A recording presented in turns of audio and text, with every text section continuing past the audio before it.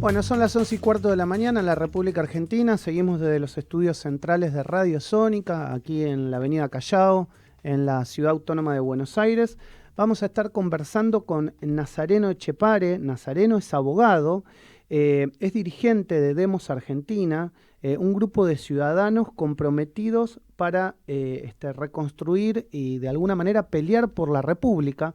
Así que va a ser interesante charlar ideas, opiniones de un grupo de ciudadanos que tienen intenciones de acercarse y de formar ideas políticas. ¿Por qué no? Hola Nazareno, buen día. Maximiliano Lecky te saluda. ¿Cómo te va tanto tiempo?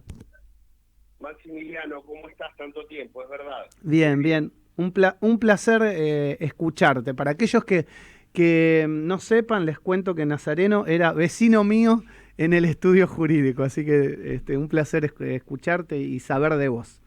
Bueno, ¿qué es Así esto? es, así es. ¿Qué es esto de Demos Argentina? Contame.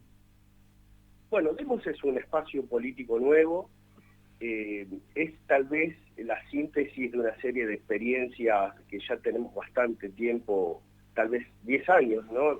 Estoy en política, pero desde otro rol a partir del 2012, cuando con un grupo de amigos fundamos el sitio de Facebook El Cipayo, que fue muy activo en las marchas en aquel entonces, pero bueno, durante todo este tiempo hemos adquirido nuevas experiencias, se ha sumado nueva gente, en algún momento hemos participado también desde el espectro liberal en lo que fue la campaña presidencial del año 2019, y bueno, toda esta suma de experiencias y, de algunas exitosas, otras no tanto, nos han llevado a aprender y a conformar un grupo muy activo, especialmente en este momento que consideramos que es bisagra, ¿no? Que en algún aspecto nos sentimos de la misma manera que en aquel entonces, donde la clase política no estaba resolviendo los problemas que entendíamos que eran urgentes y necesarios para el día a día.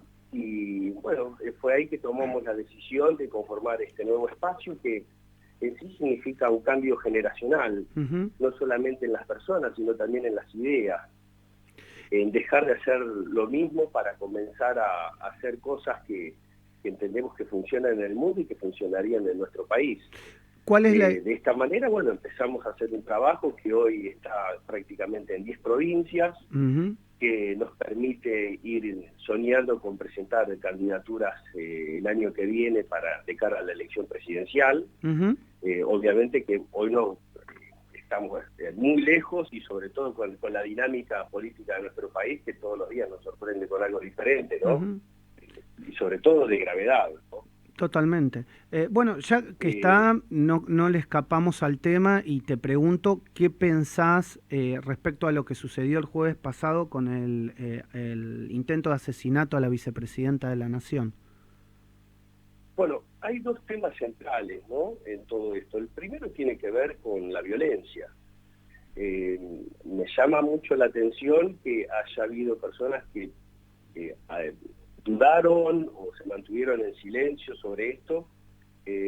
Cuando estamos frente a un acto de violencia, lo que hay que hacer es condenar, sin dudas, porque la violencia tiene doble filo, va para los dos lados. Acá no se trata de camisetas o de banderas políticas, sino que la sociedad tiene que ser una frente a todo esto. Así que desde ese punto de vista no tenemos que tener duda que frente a un acto violento hay que condenar. Y cuando empezamos a hablar sobre este tema de las banderas, por un lado tenemos sectores que dicen que si la tocan a Cristina se van a poner violentos, y otros que dicen no, que a estos los vamos a sacar a patadas. No. A ver, no ocurre en la vida de todos los días.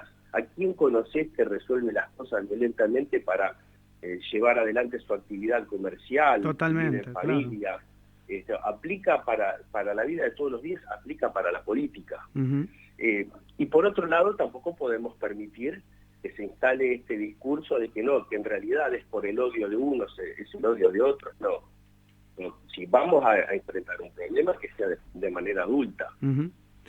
Pero no podemos permitir que se diga, no, esto es parte de un odio que viene de la prensa o de la justicia. No, miren, Si acá hay temas judiciales pendientes de resolución es una cosa, que si tenemos un caso de violencia contra un dirigente lo tenemos que condenar, pero la cuestión judicial va por un camino y la resolución de un tema violento va por otro.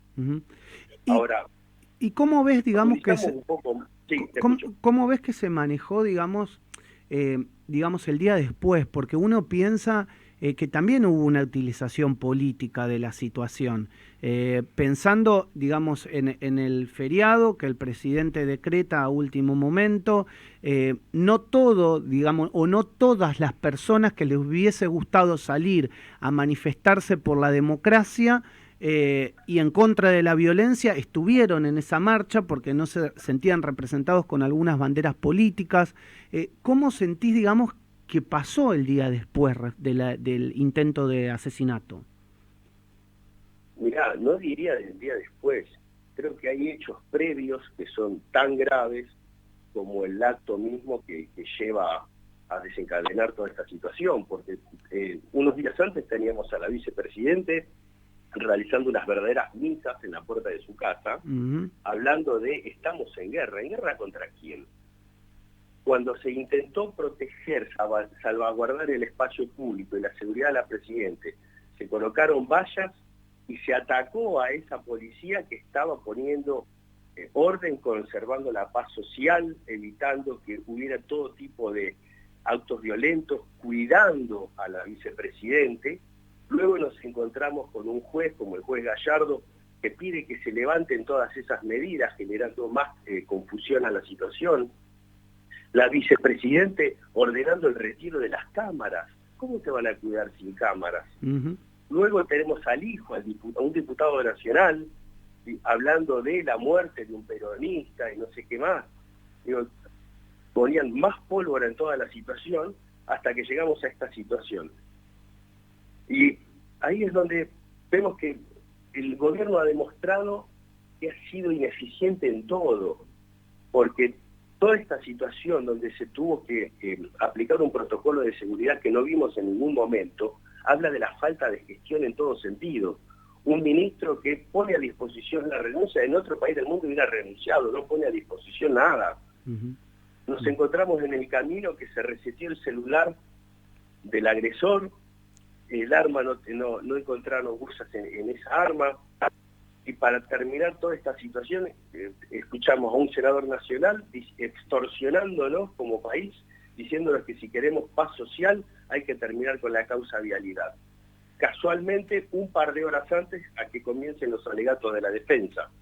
Digo, perdón, estoy lleno de dudas y por eso es lógico que mucha gente no crea en todo esto. Han generado un clima tan raro, que la verdad es que sí, ¿cómo no vamos a tener dudas?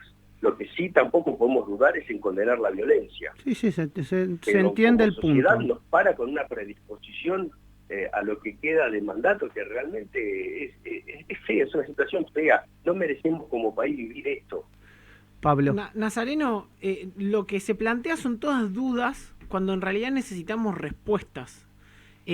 ¿Cuán difícil es conseguirlas y por qué creés que todavía no hay una sola respuesta a todas estas inquietudes que se fueron planteando, que planteaste vos, que se viene y que quizás con un poco hasta de sentido común, cualquier ciudadano de a pie las nota? Sí, el sentido común hubiese sido llamar, por ejemplo, a un experto para tratar de descifrar el celular, no sé, llamar al de Android, al de iPhone.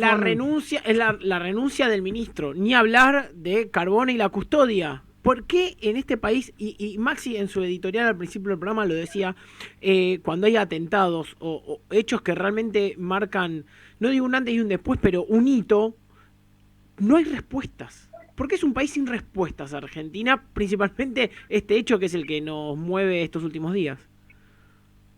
Bueno, en este caso las cosas están pero tan mal, que cualquier respuesta es válida dentro de este contexto, ¿no? Claro. Que si estamos hablando de falta de gestión, es válida la respuesta. Si hay intencionalidad, también sería válida. Entonces nos ponen en el peor de los escenarios, donde todo lo malo acaba siendo válido. Claro. Realmente, como sociedad, repito, nos están haciendo vivir un pésimo momento porque no lo merecemos. Somos una sociedad pujante, que merecemos cosas mucho mejores.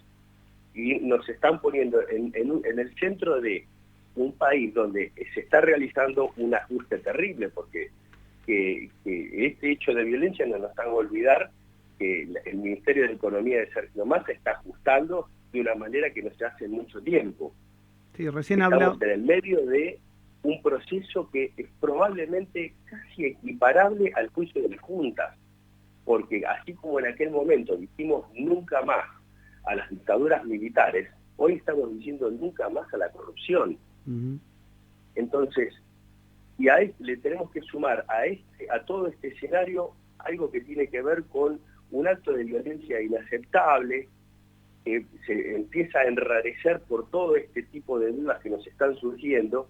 Entonces, finalmente decimos, bueno, ¿cómo sigue todo esto? Claro, porque lo que queremos es empezar a hablar del país que viene.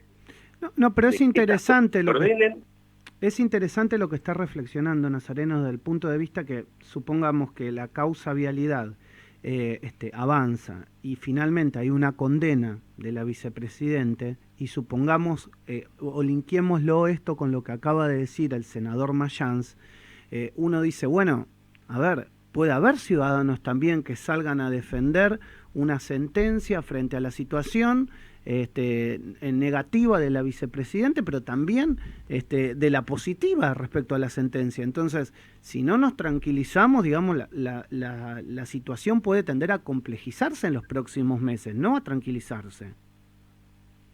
Mirá, la verdad es que no es lamentable que se apliquen estas técnicas, porque si uno analiza otros ejemplos, el chavismo tiene al conflicto permanente como la herramienta para salir hacia adelante. Lo hemos visto desde la época de Hugo Chávez, y Nicolás Maduro ha conservado el poder aprovechando toda y cada una de las crisis para reafirmar su poder. Esta especie de chavismo argentino ha sabido aprovechar este tipo de situaciones, obviamente que bueno, no lo pudieron replicar de la misma manera porque aquí hemos sabido reaccionar oportunamente. Pero lo lamentable es que tengamos que transitar este camino, porque como país, reitero, no lo merecemos, merecemos algo diferente, algo mejor, tenemos todo para ser un gran país. Déjame preguntarte, recién hablabas de que están tratando de presentarse a elecciones en 10 provincias. ¿Qué pasa en Capital Federal y en Provincia de Buenos Aires, que tal vez son los territorios más cercanos a la creación del partido? A ver, nosotros tenemos un acuerdo electoral hasta ahora que nos permitiría participar y presentar candidaturas a diputados nacionales y senadores en la ciudad de Buenos Aires, en provincia de Buenos Aires, Santa Fe, Córdoba y Santiago del Estero. Estamos trabajando en un frente electoral que sea lo más abarcativo posible. Habrá que esperar tanto la ciudad de Buenos Aires como la provincia desdoblan, lo cual sería un escenario diferente a lo que más o menos se está esperando, con lo cual también tendríamos que presentar candidaturas a jefe de gobierno y gobernador. Pero no olvidemos que también el contenido de nuestra propuesta es importante, no es solamente el trabajo en el campo. Hasta ahora nuestro planteo no solamente es económico, sino que estamos trabajando en algo que por lo general la dirigencia olvida, es la geopolítica. El diagnóstico en lo económico, en más o en menos, todos lo tenemos claro, que hay que bajar y eliminar impuestos, que hay que eliminar regulaciones, que hay que modificar la ley de contrato de trabajo y tener una acorde al siglo XXI, pero hay otro pilar en el cual nadie trabaja, y la verdad que llama mucho la atención, es la geopolítica. Argentina, si quiere resolver todos estos grandes problemas que tenemos, que tienen que ver con un rojo fiscal, un gap tremendo como el que nunca hemos tenido, para poder bajar estos impuestos y acomodar la legislación y tener los recursos que van a venir tanto de préstamos como de inversiones, tenemos que formar parte del mundo libre. No vamos a poder seguir con este tipo de alianzas raras con países como Irán, o acuerdos que no nos benefician como los que tenemos con el Partido Comunista Chino, o mismo con la Rusia de Putin. Tenemos que formar parte de ese mundo que comparte nuestros valores. Bien, cuando empezamos a analizar todo esto, y si queremos poder tener esos recursos necesarios para la reforma, porque todo el mundo te va a decir lo mismo, si vos bajás tantos impuestos, ¿cómo haces para seguir manteniendo la estructura? Estado? Claro. Bueno, ahí es donde viene el desafío. Si nosotros somos un país que solamente participamos del 0.3% del comercio mundial, cuando antes era el 3%, evidentemente en lo comercial no somos atractivos. Claro. Sí en la geopolítica. Y ahí es donde nuestro país tiene cosas para dar. Como por ejemplo, tenemos que conversar con el mundo libre sobre qué están haciendo estos 300 a 500 pesqueros de la flota china en nuestro mar continental, saqueando nuestras riquezas todos los años, porque se están llevando de 40 a 50 toneladas por barco por día de calamar y otras especies. Exacto. ¿Cómo vamos a administrar la hidrovía? Que es una autopista por donde pasa de todo, drogas, armas, lo que se te ocurra. ¿Quién va a controlar el espacio aéreo en el norte del país para combatir al narcotráfico? No tenemos ni aviones ni radares. ¿Qué vamos a hacer con las bases chinas que tenemos en nuestro país, como la de Neuquén? ¿Qué vamos a hacer con la licitación que se está haciendo en este momento para una nueva base militar en Tierra del Fuego? ¿Qué vamos a hacer eso es en Santa Cruz, en Tierra del Fuego, con el polo antártico que se quiere construir con capitales chinos? Es decir, tenemos, o mismo con el 5G, esta nueva Internet que podría ser usado para el mal, como ocurre en China, donde hay un control absoluto de lo que hace la población. Sí, tenemos que empezar a reflexionar cuál es el rol que quiere ocupar nuestro país en el mundo, y el mundo libre se va a ocupar de ayudarnos a salir adelante. Agreguemos el litio y el acuífero guaraní también, ¿no? Exactamente. Sí. Nazareno. Entonces, sí. La verdad que quiero agradecerte por estos minutos y me gustaría profundizar estos temas a lo largo de la campaña que se viene, porque no falta tanto, la verdad que no falta nada, en los próximos meses. Así que bueno, muchas gracias por estos minutos, el abrazo de siempre. Un placer volver a escucharte y saber de vos. Lo mismo, un abrazo enorme, gracias por estos minutos y mucho éxito, digamos, en esto que están haciendo. Un abrazo. Gracias a todos, saludos. Bueno, Nazareno Etchepare conversó con nosotros en la mañana del arranque en Radio Sónica. Bueno, nuevas voces, viste que también está bueno esto de escuchar gente nueva que se mete, que se compromete, que puede tener tu idea o puede no tener tu idea. Ustedes saben la diversidad de opiniones y pluralidad de voces que hay en este programa, pero lo que nosotros queremos es escuchar, lo que nosotros queremos es saber quiénes se comprometen y por qué, y de alguna manera darles la posibilidad de avanzar en que ustedes también tengan esa voz y compartir o no la mirada, pero que empiecen a escuchar que hay gente que tiene ganas de comprometerse.